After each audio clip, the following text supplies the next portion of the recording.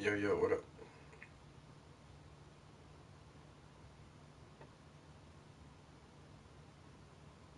Is there a moment in your life that Connected to iPhone and desktop Wi-Fi J0E. Jerry Robbins. What Jerry was interested is the person that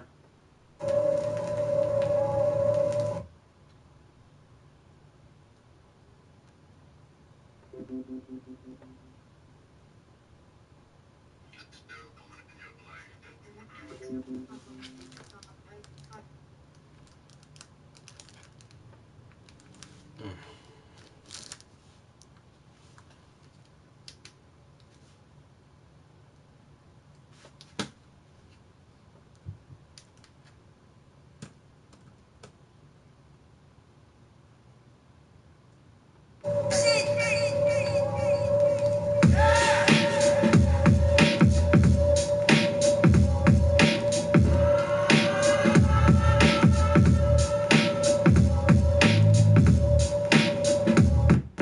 Connected to desktop Wi-Fi J0E.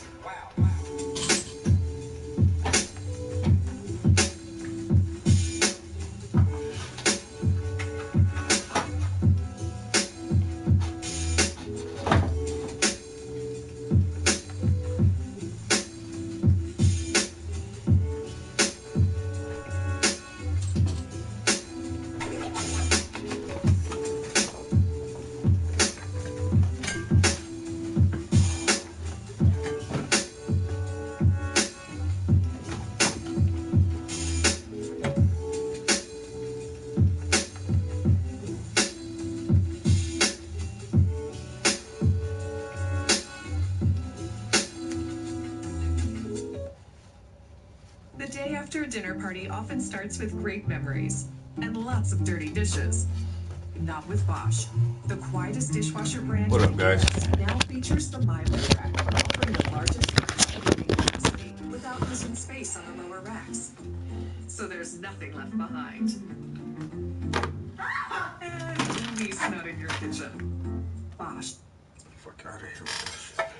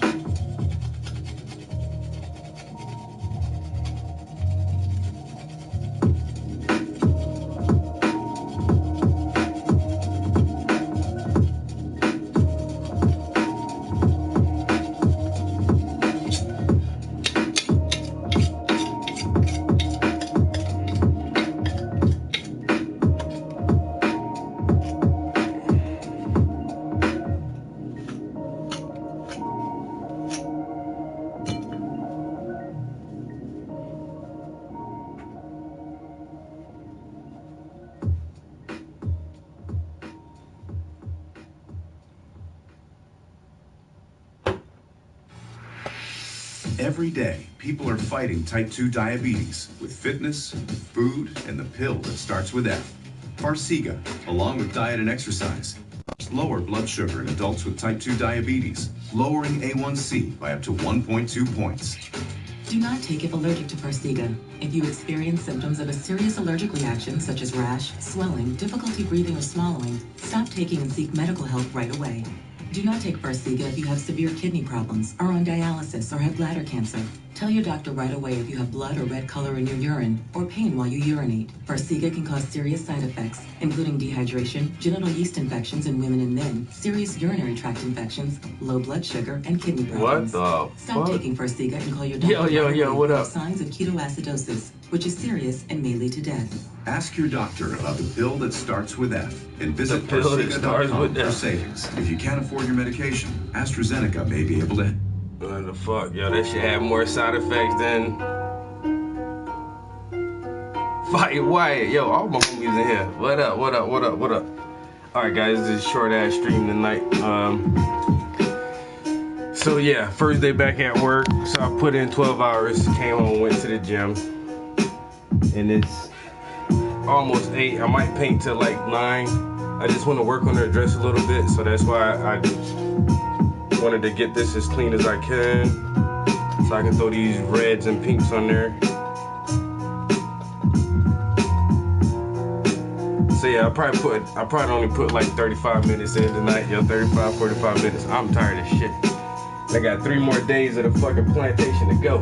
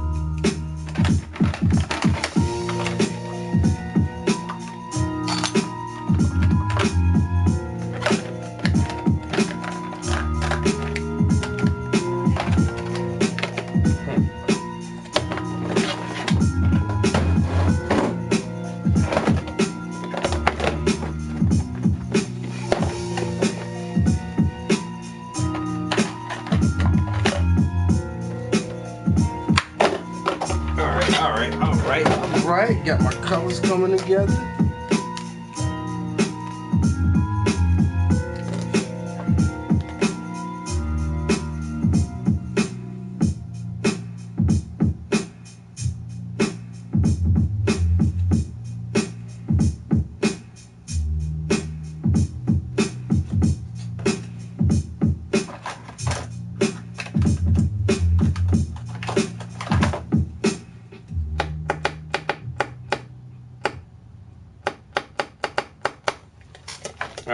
Alright, let's see. See if I can make this shit work. The grave injustice has been done here. Yo, we get 1 beat, 1 commercial. What's up with that shit?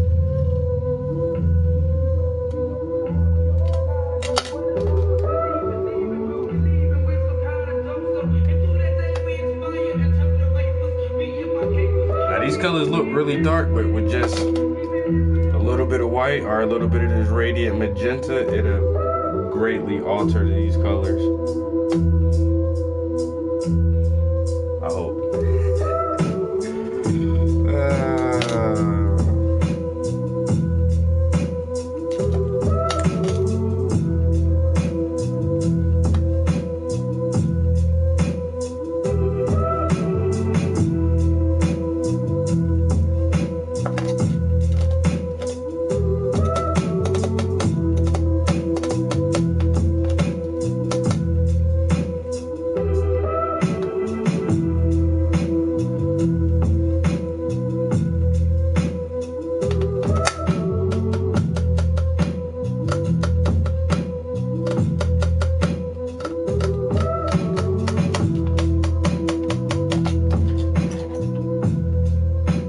Mike, what's up?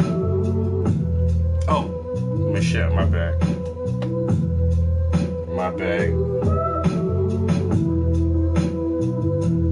I'm doing pretty good actually. Tired as I don't know what. I swear it's like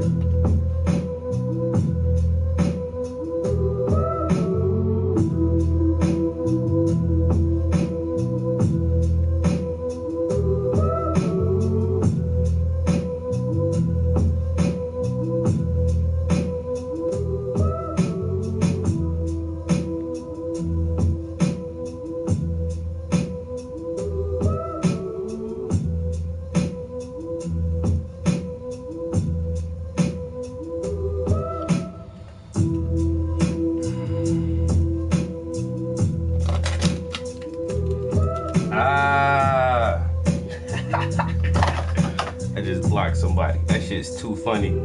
Cause I got the shit set up where only I can curse. So motherfuckers can't come here and say shit, pussy, dick, bitch, all that kind of shit. Yeah.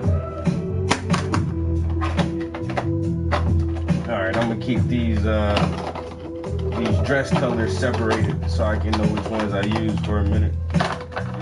So I don't keep looking for the same colors.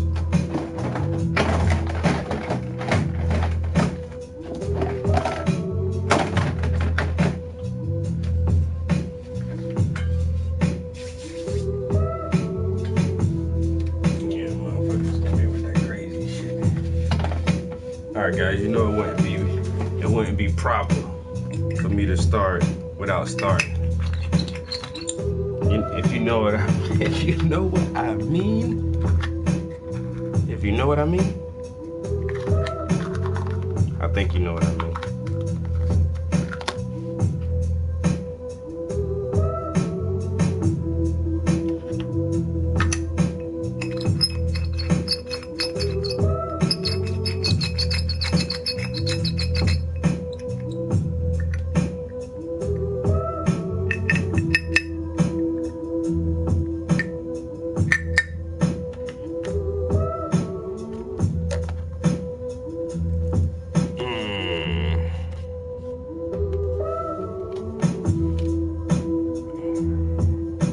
Y'all was at work today?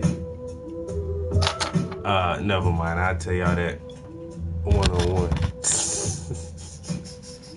It was funny though.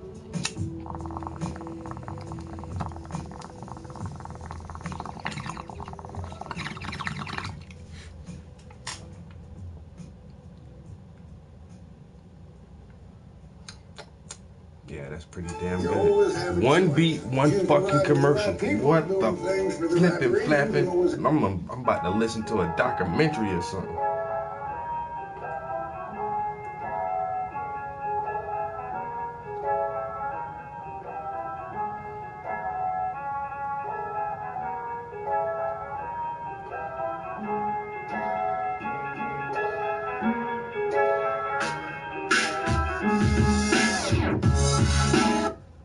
You see in the African American the adoption of foreign methods. Methods not related to his African background nor to his political economic realities. And the major problem today in the economic development of black people is the lack of an economic system based on what I call a sound cultural analysis. And I don't mean a cultural analysis that goes on talking about how white folks mistreated us. That is not a cultural analysis, ladies and gentlemen. We got a lot of people here just doing endless research on how white people mistreated black people. A good bit. I feel like it's only about halfway done right now. So I put like 12 hours into it. I probably got about another 12 hours. Soul and mentality of black people. And looking deep into the character of black people. And looking deeply at the organization of money and economy within the black community. And using that analysis to create a realistic system. We got a lot of fools here reading Marx and other kinds of people whose analysis is based upon Europeans and who then come in with preconceived ideas to impose upon the African situation. And one thing I pointed out again and again and again, you can look at any African society, and whether it is Marxist, socialist, capitalist, or any other kind of ist, it is poor compared to its European people. And that must recognize then that the problem we confront is deeper than subscribing to European doctrines of Adam Smith and Marx. That subscribing to these European doctrines are not the solutions to our problems. Marxist theory is I can't find my Communist Manifesto. I actually I have a copy of Karl And Marx. economic recommendations Communist are based Manifesto. upon that analysis. You gotta read everything though, you know what I'm saying? That's why I say, yo, I don't just read one shit. Dr. Amos Wilson is trying to give correlations between Marxism and other types of economic systems, you know. But in order to understand what Karl Marx and communism is about, you gotta read that shit. So you can, so you know what the fuck the man is talking about when he tries to explain shit to you. I don't know where the fuck. I thought I had that copy up here. It's in the house somewhere, but I don't know. You just have to read everything. You know what I'm saying? If you want to broaden your horizons and have a fuller understanding of what's going on, I think that's Blunt Mover. What's good, bro? I think that's one of the main things we don't do enough in American society anymore. Motherfuckers don't really read. Just because you scroll through Facebook and Instagram, you think you reading.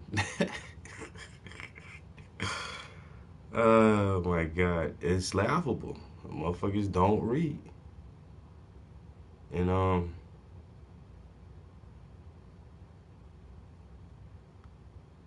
don't know. Doing a little bit of selective reading can help you out a whole lot. It'll change your perspective on things.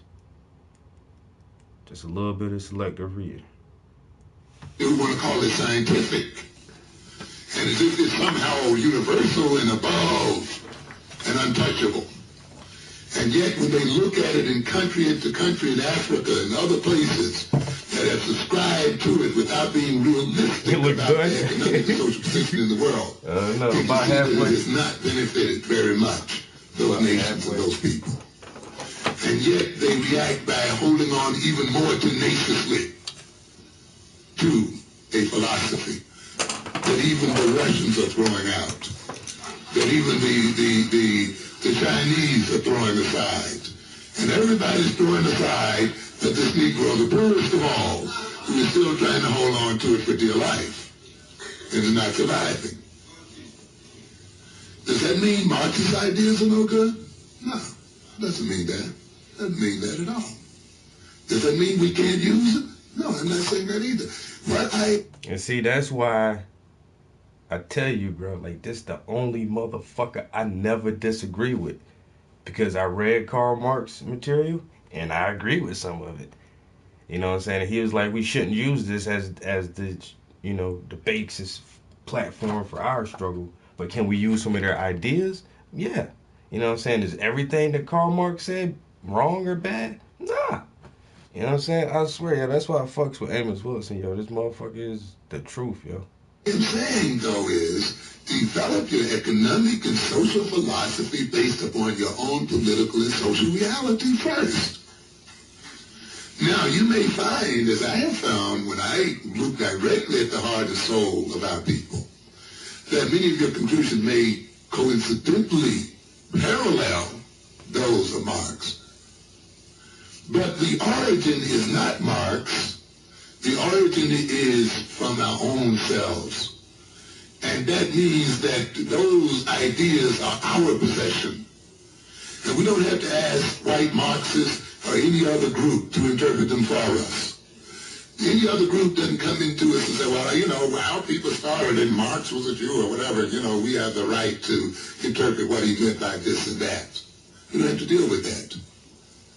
We can deal with it because we've developed it out of our own hearts and our own soul and our own reality. When I was trying to go into business, it puzzled me for a long time. Where is the black money? Where is it? You know? Black people, we hear again and again, if you look at the collective earnings and resources of black people in America, you have to recognize that they are the 9th or 10th richest nation on this earth. That we trade more with this country than does the whole nation of Canada. That we represent a tremendous amount of wealth. And that the problem then with the black community is not a problem of poverty, but it is the correct utilization of the wealth that we have and the correct development of the wealth that we have as people. It is the malallocation of the money that we have, not the lack of money at all. I was interested in one example he gave here of the Japanese tailor who was selling suits for $35, and he's selling to other poor Japanese who could not pay $35 at one time for a suit. So how do they solve the problem? The tailor's got to stay in business. The other people need a suit. Do they go down to SBA and apply for a loan? Fun to the mental. $5 a week though. So they pull 7 people together. Then the 7 put in their $5, and the first man gets his $35 suit. The tailor gets paid. The other man takes the suit home. And the next week, the next $35 come in, and on it go. And the money revolves, and the wealth revolves, and there's growth and development within the community, you see. Not looking outside of themselves, but looking where? Within themselves. Because ultimately, that is the source of wealth. Not being externalized, but internalized and looking into themselves is the basis of wealth. And using the revival credit. These people did not go on welfare because they saw the welfare of their people as being their responsibility. And they organized in groups and clans and so forth and saw to the welfare of their members so that it was not necessary for them to go on welfare. And they took care of their members. And it served some other social and political purposes as well. It's very interesting to note those purposes. Contrast that with the Urban League and the social work approach that we find so prevalent in our community.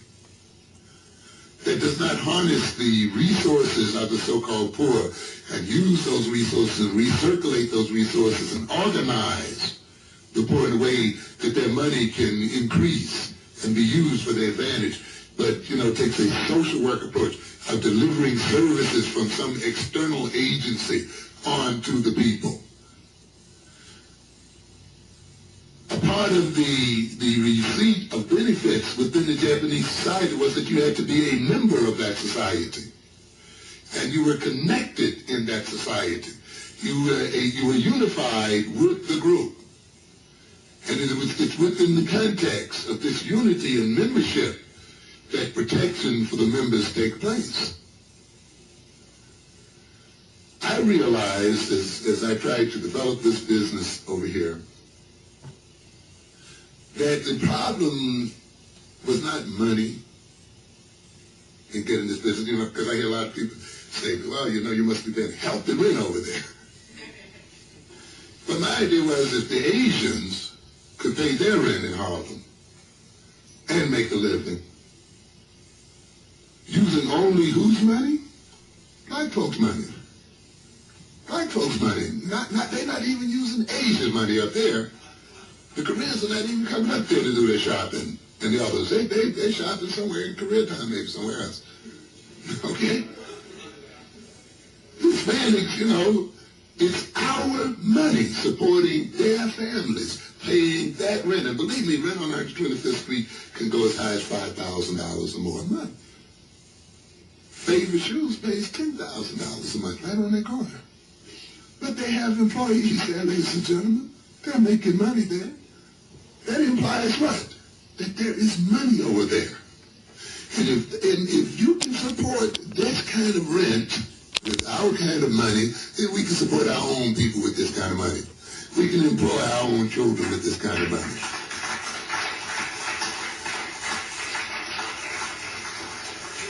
We can train and apprentice our own youth. We can get them out of the idea of having to steal and do the other kind of things that they do in these other places. We can build respect for self. I might have mentioned the fact I ran into one lady one evening. She mentioned that she lived out there somewhere. And I saw some sick Negro piece in New York Magazine. This a very ill piece. If you read this one here. Blacks at the top. Read this confusion. very, very, very, very, very, very, very ill. Pitiful. Because it shows they've reached the top and they still have problems. Identity problems and all kinds of other problems. That Frazier talked about even years ago in the Black Bourgeoisie. And somebody said, I'm scared to go to Harlem. You know, this kind of bit. Scared. It is a pity when you become more frightened among your own people than you do among another group of people. That is a real indictment, and many of us have that kind of fear. And we talk about the Howard Beaches, but still, on the whole, many of us still feel a little safer walking in those communities or some other communities than we do in our own. That is a major indictment of us as people. And who are we frightened of our youth? Of our youth. That they're going to snatch our pocketbooks, they're going to stab us, they're going to do something to us. And that's a real fear, and it's a fear that has to be dealt with. And I'm not saying this is an illusion. It's real. And I'm not covering it over. It's a fear, and it's a real concern.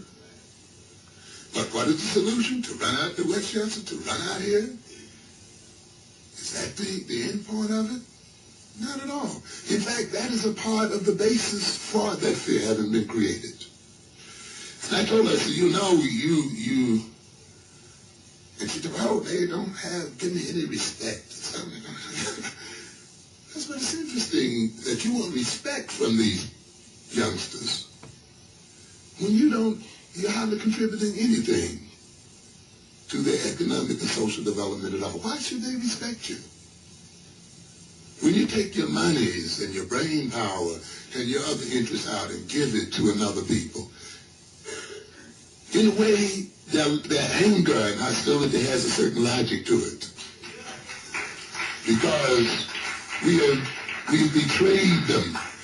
We have not given them an economic and social system and political system and network. We have not given them their inheritance and their due. We robbed them of their inheritance. And consequently, they strike back at us with the only weapons that they're left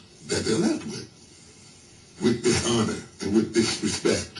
And when we speak, they don't listen. Why should they?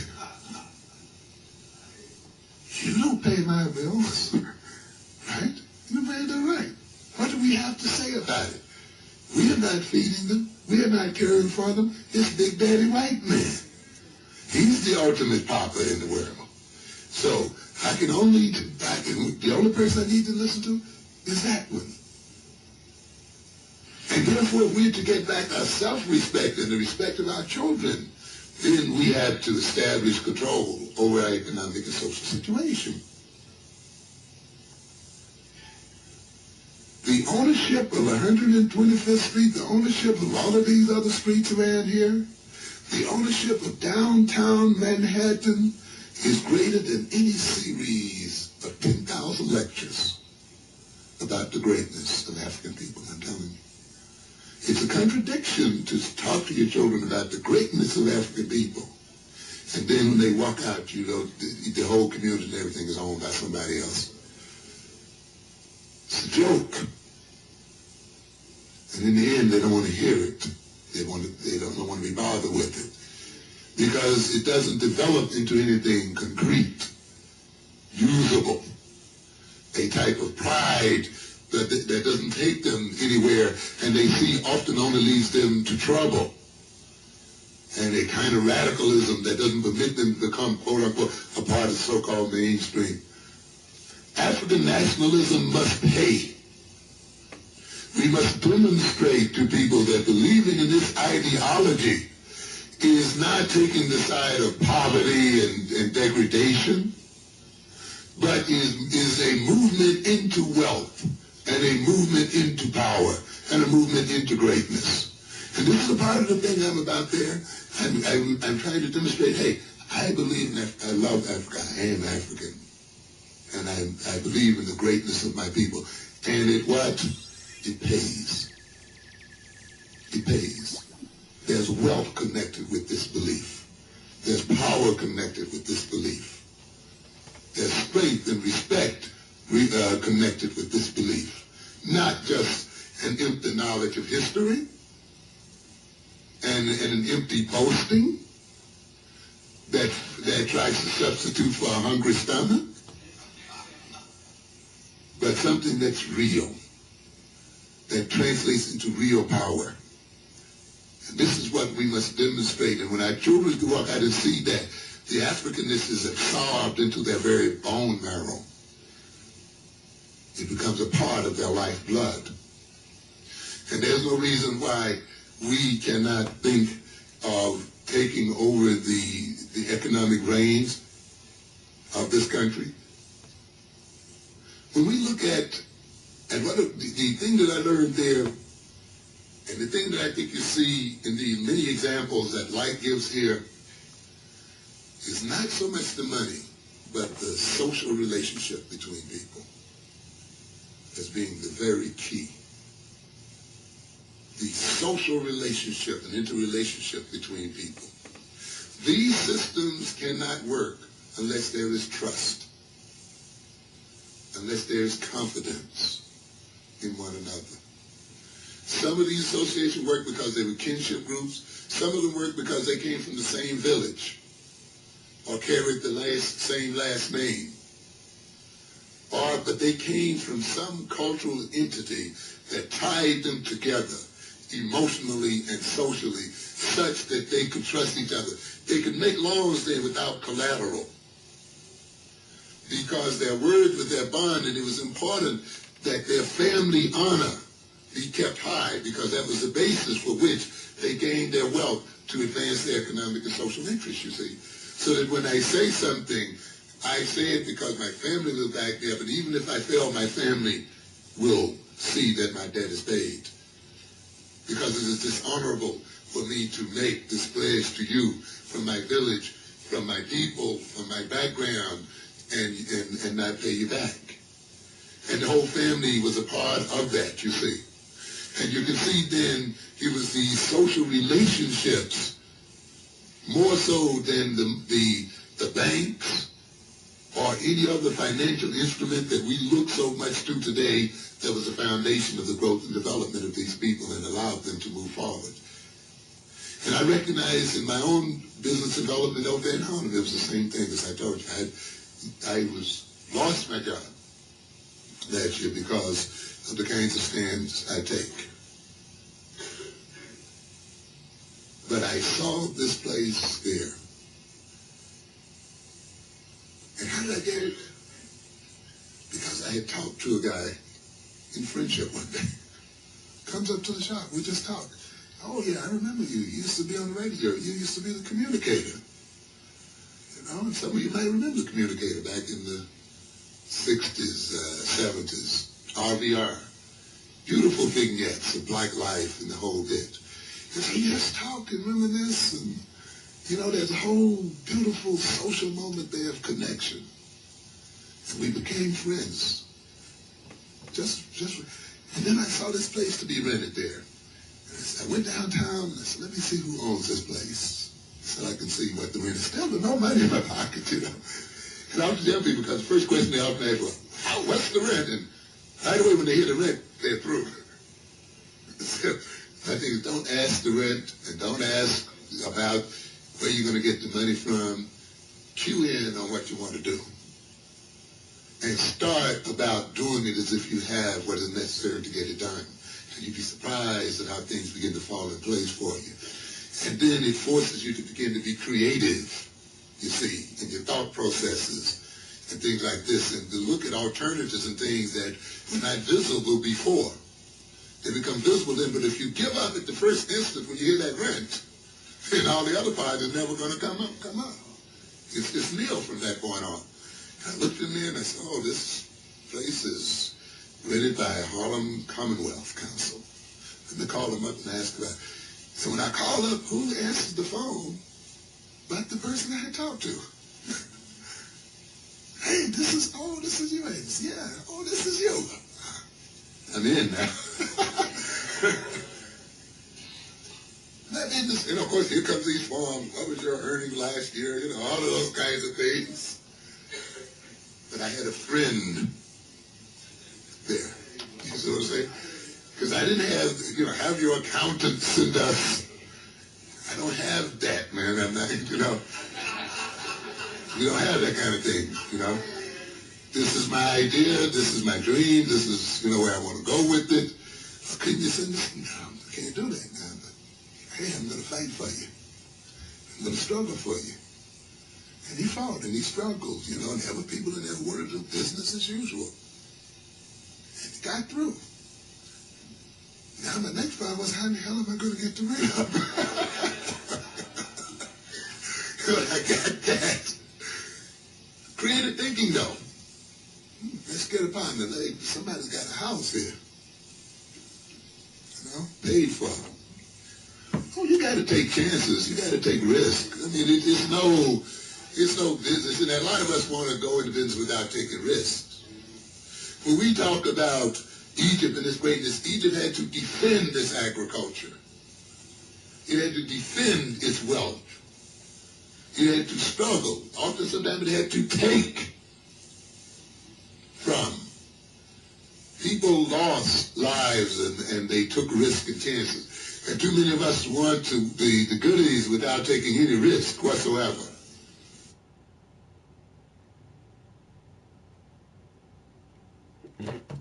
Is that my cue?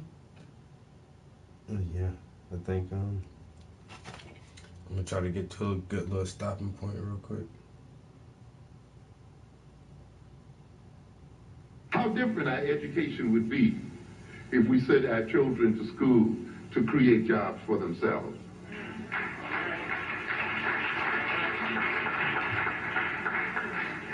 To create their own economic and political systems, to see themselves as the major sources of their employment.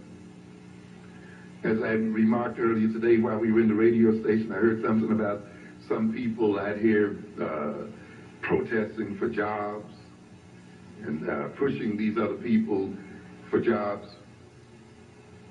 And I asked the question, do we know how many jobs we really create for other people? We are a job-creating people. We don't realize it because we don't think in terms of nation. You see, if we saw ourselves as a nation, we could see that we create jobs like any other nation. I mentioned that today. How many jobs are created by black music? Yeah, look at the whole structure of the music industry. From promoters to manufacturers of the records and the tapes and what have you, to the whole entertainment field, to the sellers of music in the stores, the Tower Records and the other great sellers of records and music and so forth, advertising that uses our music and all these things. How many thousands of jobs are we creating as people? We're creating them, but they have them. You see? We sing the music, they sell it. We sing the music, they market it. We sing the music, they promote it. You see? We sing the music, they produce great conglomerates like Sony, CBS Music, creating all kinds of jobs. We're creating tremendous jobs for a lot of people. How many jobs do we create just buying from Koreans? Buying from other ethnic groups out here? How many people are we creating employment for in terms of our spending habits as a people and our consumption habits as a people? How many jobs are we creating going to jail? We're creating all kinds of jobs and wealth. And we must come to understand this. We are creating these jobs, and yet we are begging for jobs. This means that in somewhere our consciousness has been impaired. We're begging for what we are making already. We cannot use our own creations as a source of our own wealth. I told you earlier today that the Creator could not have intended for us as African people to be a poor people if the Creator implanted in our soils all the wealth that was planted there. We talk about the minerals and the oil and the gold and the this and the that that's been planted in African soil. All right, guys, I'm about to wrap it up, man. I said I just wanted to get those dress colors on the palette and get it started. Start blending some of these colors, make sure I know what the hell I'm doing. And to be perceived as a dependent, indebted people. I don't know if I'm gonna stream tomorrow night, but if you follow this, if you subscribe to the channel and hit the bell, you'll be able to catch me every time. And I'll definitely be working on this painting for the next week or so. Yo. Peace. Until next time. The power is in the hand.